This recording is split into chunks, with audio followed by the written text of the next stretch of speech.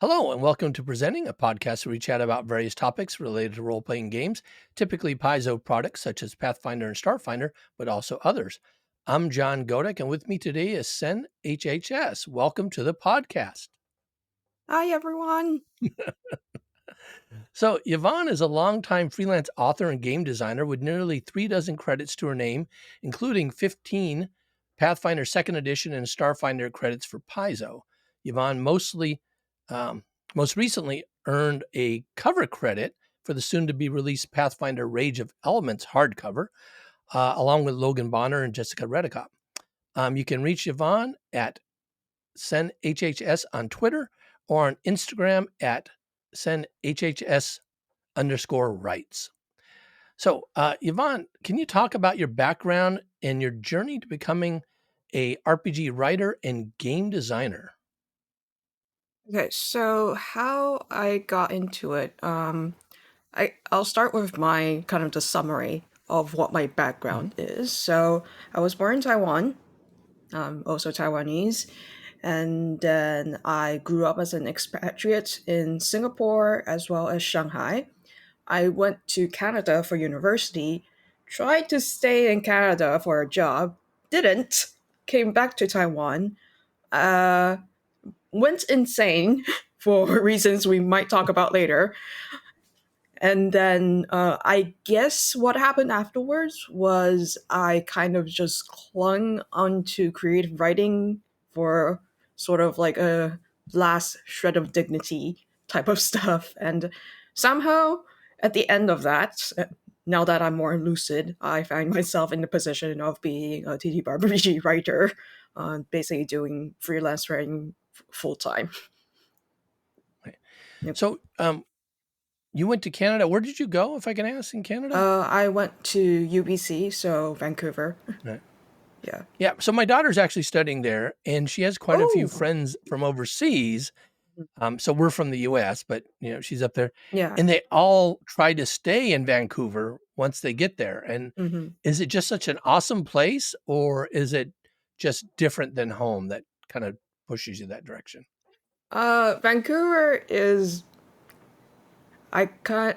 I can't say it's. Uh, British Columbians always say that they're the best place on Earth, which in some ways I agree with. But Vancouver is a very chill place.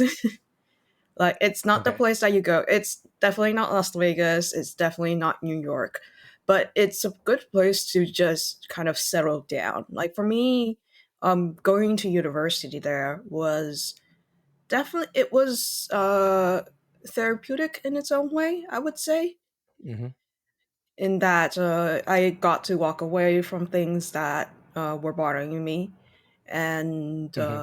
basically kind of found myself a little bit while I was there, even though I didn't particularly pursue any kind of, oh, I'm going to be a completely different person now, or I'm going to do something in particular to make myself completely different to who I was.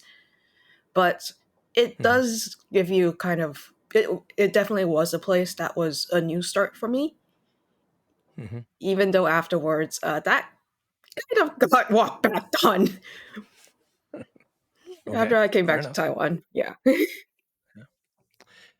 So, I noticed one of your earliest projects was actually a self-published adventure hmm that you both wrote and illustrated. hmm Can you talk about what that experience was like and what challenges you faced kind of trying to start on your own rather than, working with other publishers? To give a little bit of context on that project, so at the time, I was actually in the middle of recovering from what was basically a very, very bad mental breakdown. It was bad enough that I would say I didn't gain the current lucidity I have until just a couple of years ago. So even Mm. though I remember what happened back then, it's sort of like disconnected from me in a way. For that project in particular, I my reflections on it are definitely more on what it meant to me in terms of being kind of uh, type of therapy, I would say, vocational therapy, perhaps in a way, as well as Mhm. just for me using it as a benchmark for me to see, okay, how well can I organize myself and actually having an idea and then executing it. And what I got from it was, it was I didn't see it as a challenge in terms of um, how it was a challenge in TTRPG design or being an illustrator was. It was a challenge in terms of what things can I still utilize? What things do I have left in my brain that I can still Mhm. use? And Mhm. how can I manage my spoons, basically, to be able to push myself to regularly work on a project, have it reach different milestones, and then be able to reach a step where I say, okay, this is now complete. It's not perfect because it's very difficult for Right. something, anything, project or artistic matter. It's very difficult to reach the point of being perfect. But you can reach a stage where you say, okay, this is complete.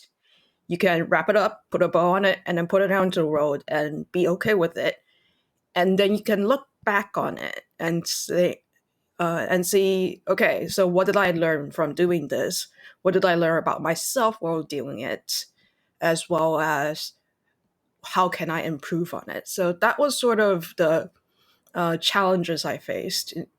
It's definitely just managing myself and pushing myself to, okay, do finish this part of the writing this day. Find my editor, my friend. I found a high school friend to be my editor. Contact my editor and ask her for advice and stuff. And then pushing myself to finish the maps or the illustrations, doing the layout. Even though for the first book, the layout was done in Microsoft Word, so it was sort of just built Right. in, and I just wrote along with it. And so basically, it was pushing myself to finishing those milestones, and then at the end, be like, okay, we're all done, wrap it up, and let's put it out into the world because, yeah, Well, that I mean, since basically you were setting your own schedule, that must have been really good for your own self-discipline and kinda, yeah. kinda giving you confidence that you could then work for somebody else's schedule, I would imagine. I didn't actually expect to work for anybody else in TTRPG at first because back then I was in a state of being still I was still very confused at times as to what I was doing exactly because there were definitely days where I woke up and couldn't do anything, and then I wouldn't realize I would lose a day or two to just be in a haze until a couple of days later.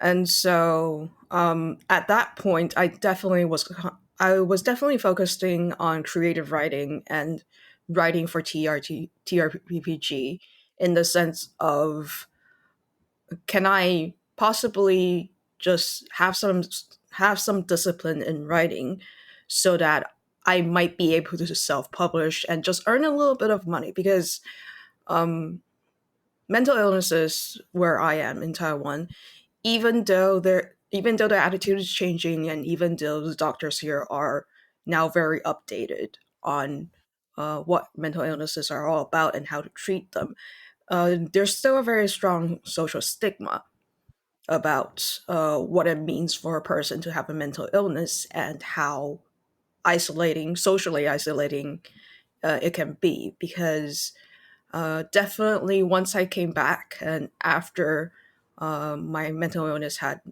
basically pushed me off the brink.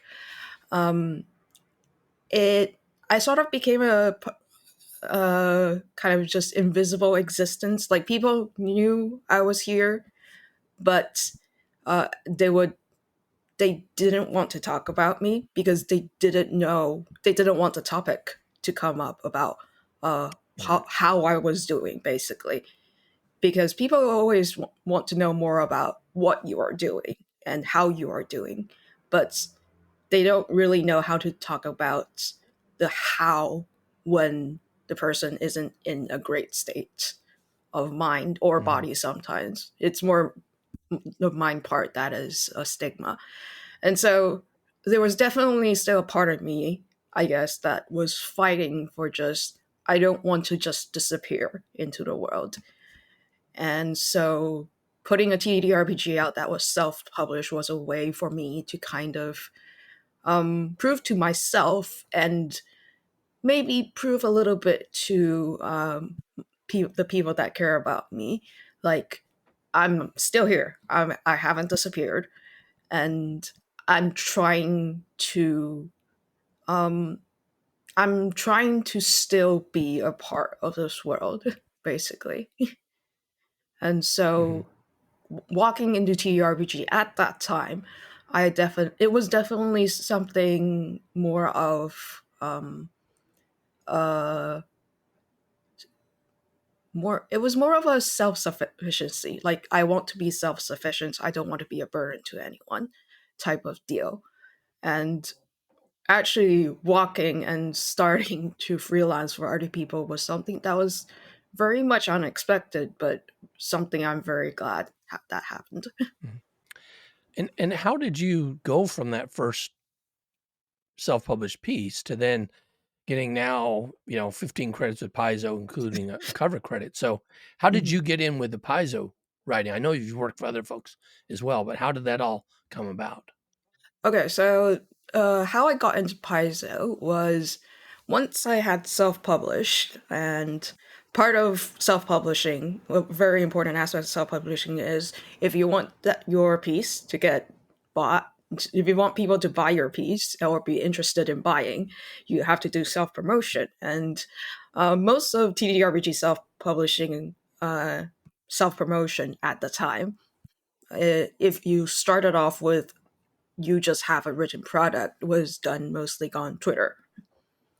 Right. Right. And yeah, because there's the TTRPG tag, and then you can tag yourself in there, or you can just follow people and then they will follow you back, sort of a mutual exchange type of stuff, because they also see, oh, you're also doing TTRPG, so we have something in common. So I actually went into the Twitter sphere because I was already on there as a writer for learning writing. That's something maybe we might mention that we might have time to discuss later. And I actually started out by following a lot of independent TTRPG writers. So, kind of small one studios that were writing TTRPG that were off they that were often like system agnostic, or they were trying to Mm. develop their own system, or they were trying to sort of write supplements that can apply to many different systems. And the independent TTRPG sphere, I would say they have um, of they have certain advantages in that it's a very good place for you to explore different forms of writing other than what we usually write for, say, a third party publisher, or for bigger companies like Paizo, or even possibly Wizards of the Coast and such.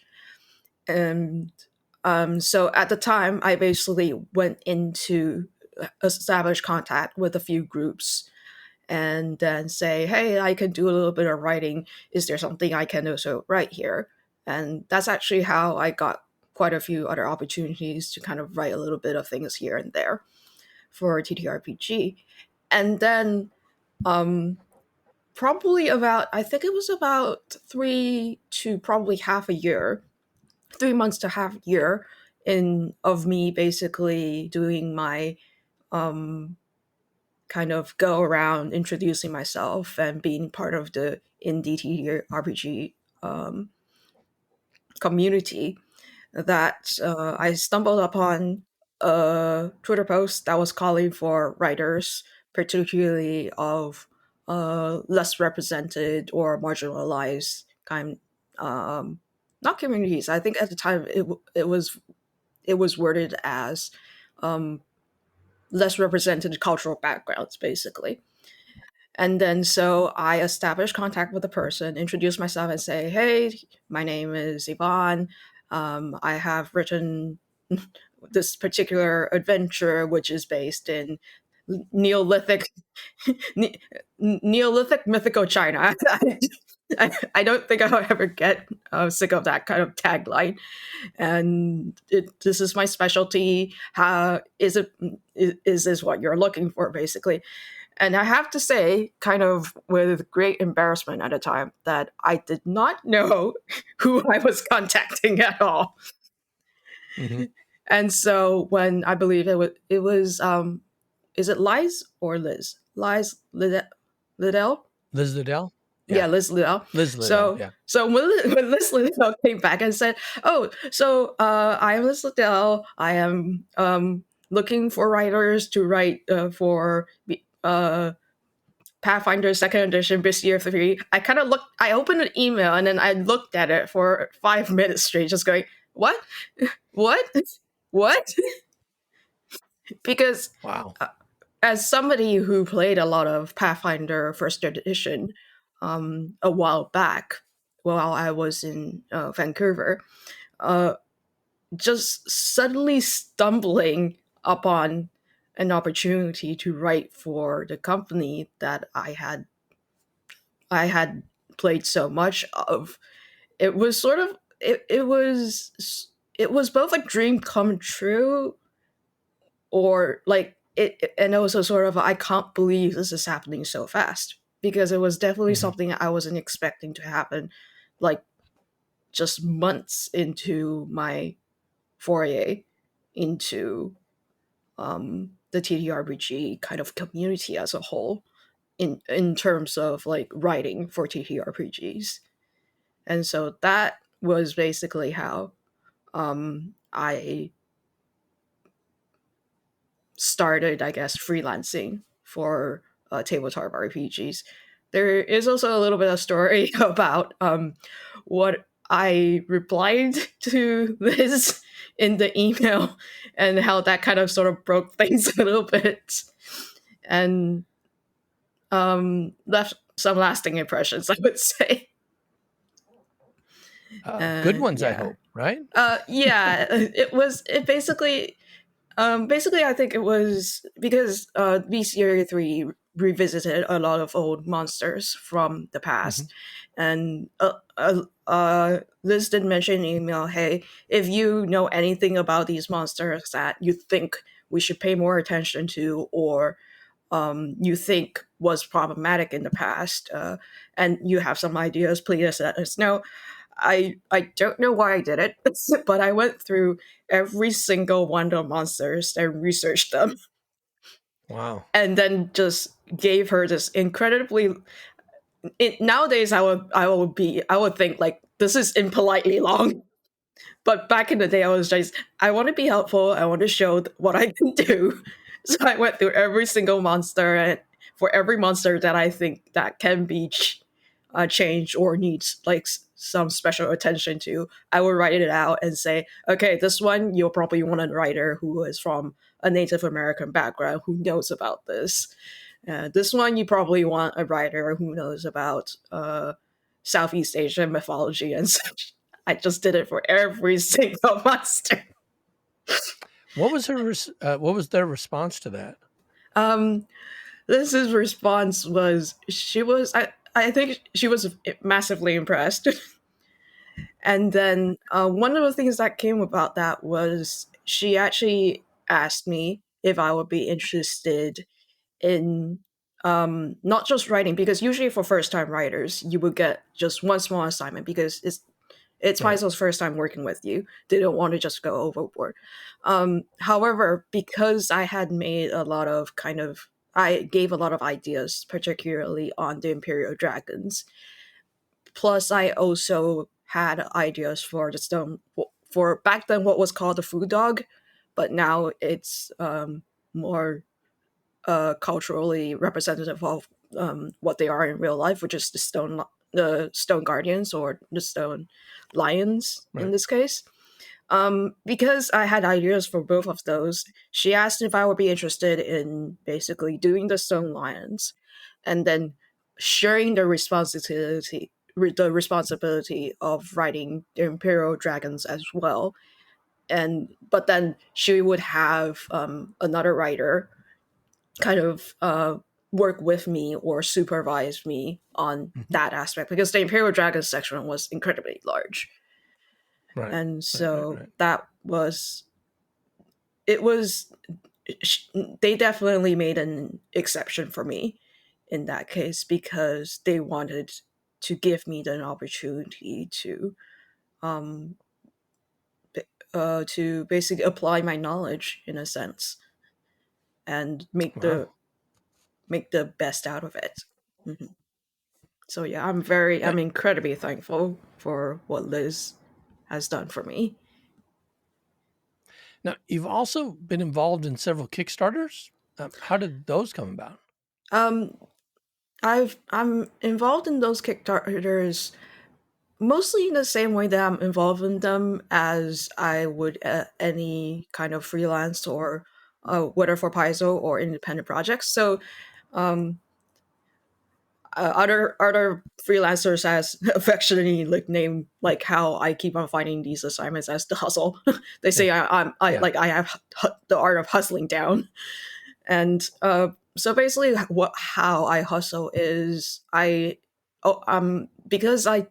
because I write full time, looking for writing opportunities is sort of part of my um it's part of my job essentially. So if I'm low on projects in say the next upcoming month back then, I would basically go out and just look through Twitter, look through all the Discords I'm in. Usually a lot of them usually have like a dedicated channel that says opportunities and such, and then just look at Hmm. what is available and just basically go and introduce myself and tell them what my background is in writing and then basically sell myself as something that can add to their project.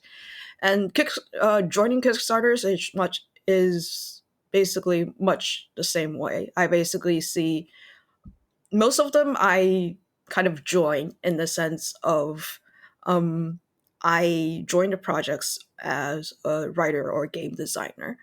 I have not yet actively been or part of the Kickstarter process, whether it be as an organizer or as the person who kickstarts things.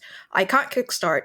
I can't kickstart for mostly legal reasons because most Kickstarter platforms, especially Kickstarter, but then like even like Indiegogo and such, Right. they are not supported in Taiwan, like in terms Mm. of regions, and so because of Mm. that, there's a lot of legal ramifications where there's not enough security, and if things went wrong, they can go really wrong. And so, because of that, I'm unable to do Kickstarters. That said, in terms of organization, it simply is a case of I haven't had the opportunity yet to do it. Even though I do have translatable skills, because back in university, I was a treasurer for a club, and then I was also the kind of events, fundraising, and what was it?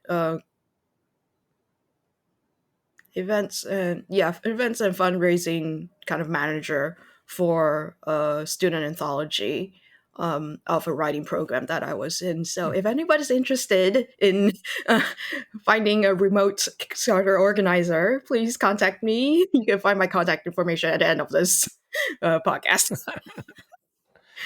Cool. Very Mhm. good. Very good. So you write under a pen name, Sen Yes. H.H.S. Mhm. Can you tell me what that means and why you do that? Um, the meaning of the name is something I would like to keep private still, even Okay. though Fair I'm enough. willing to share that it is something that means a lot to me in a creative sense. Okay. And the reason that I use it um, is there's two reasons. The first reason is more just psychological comfort. It's I don't quite understand yet myself why I desperately want to have a pen name out in the world as in like versus my actual name.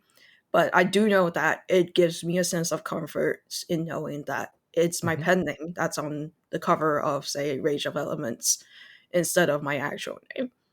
And why Hmm. that is, I'll probably find out in the future for myself, and then I'll share with the world if I'm comfortable then. The second reason is actually more practical, which is first, my last name is often and very easily spelled wrong, and it is almost impossible to catch until it has been published. So this has happened for, Mm. say, my high school yearbook. It has also happened for my student anthology that I was in, Wow. even though I was involved in like the back process. And just because how hard it is to catch a misspelled last name for me, because it's a combination of letters that you just simply miss the fact that it's actually misspelled quite easily, and so that's one of the reasons why I don't. And there's also another reason, which is it's actually not an uncommon name. Right. Right. Yeah, I actually have kind of another student in my, I would say, middle school and high school. I went to international schools, so a lot of times the schools they went from like kinder pre-K all the way to basically senior year of high school. But I was in a situation where even though I was in international school, there was a student who had the exact same name as me, and even our Hmm. Chinese name were similar, and it was confusing enough such that there were some administrative problems that arose from that. And so, because of that, I definitely have been in the case of mistaken identity and Yeah. such. So, I don't want that to happen again because there are Yeah. definitely It's a lot funny of you mentioned people. that. Hmm. So I teach at a university, and Hmm. I had a student who was named Lakpa Sherpa, Hmm. and then I had another student, different one, with the exact same name. Hmm. And the way our system works is okay if they have the same name, you go by the birth date. They had the exact same birth date, and it turns out where they're from, Yeah. uh, the day of the week that you're born I see. dictates the first name. And Oh, because they're born on the same day, that's how they end up getting the same name. It's kind of a weird situation. And they're both yeah. in the same major, and I had them different times. And so when somebody mentions one of them, I have to ask them, which one is it? Well, how do you tell? Hmm. So yeah, Yeah. I know your last name, and I've actually interviewed other people with the same last name, so I know Yeah. it is somewhat common there. It is Um, like the last name is in Chinese. There's the 100 family names, which are sort of the 100 most common names, last names that you see in Chinese. It's that's more historical, right. but according to that, apparently my last name is like the 99th. It's like exactly on 99. You're not the last one, but you're very close. Uh, well, my name is very uncommon, but people still misspell it quite a bit. They add letters to it Yeah, is usually what happens. yeah. Um, so, Yvonne, what advice do you have for people interested in getting started in freelance writing and game design? It really depends on what they want to do. I guess my first advice would be to know yourself. Um, know why, or ask yourself why you want to do freelance writing and or game design. Are you doing it for the passion? Are you doing it for the recognition? Are you doing it to be part of the community? Possibly because maybe all of your friends are doing homebrews and you're like, hey, I want that too. And or are you interested in going in to establish it either as a very permanent side gig or possibly even a full-time job if that's what you're interested in? So I think figuring out why or what your goal is in um, the industry would be the first. Like, are you going to be a hobbyist? Are you going to be a part-time writer? Or are you going to be a full-time writer? That's definitely something to figure out. Even though plans are always changing, but that's always a good question to be asking yourself, I think, when you go into freelance writing and game design. And then going off of that, in terms of the know yourself part, is know what kind of a writer you are. Because while I was part of a writing studio back towards the Mhm. very end of my stay in Vancouver, one of the things that they taught us a lot was under like examining how we wrote and understanding kind of what kind of writing tools are appropriate for you. So, like, one of the most basic concepts that we learned was how do you visualize your how do you well yeah how do you visualize your writing? Like, do you, when somebody says you are writing, do you hear words and then you put them down, or do you imagine yourself as your type as moving your fingers and then the words come out, or do you Hmm. imagine them as appearing on a page and then you make those words appear on a page, basically? And apparently understanding that has a lot of ramifications for um, basically learning how to write and making it a discipline, because um, under, basically knowing how words come to you can also help you decide, okay, so what is the right way for me to write? Is it going to be, what kind of environment do I Hmm. need in order to write? Like, do I definitely need something that is tactile, like maybe a louder keyboard that makes me feel, okay, I am moving my fingers. I know I am moving my fingers, and the sound is going to help keep me focused on writing. Or do you Hmm. perhaps need a writing method that is slower? Like, I back when I was doing more fiction writing, I discovered that handwriting was the best for me because I am a kind of, I hear the words I write. But in order for me to be at the speed,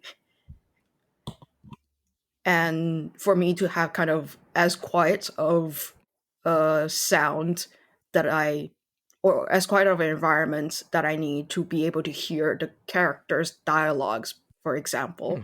or to be able to hear kind of the environment that I'm imagining, I have to. It was basically sort of like I am a scientist or an observer walking into a space and then making my observation notes.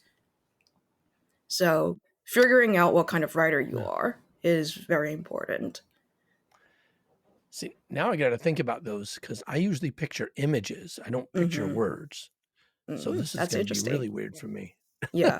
Yes. I Oh also boy. like, I wonder if somebody, the reason they know about these things was apparently they worked with some neurologists in the Yeah. past Yeah. to kind of discover like how different writers approach their writing. Like, what are they thinking in their brain when they are writing? I wonder if game Mhm. design also has different systems. Like, when people think game design for tabletop, are they thinking about role playing? Are they thinking about the dice rolling?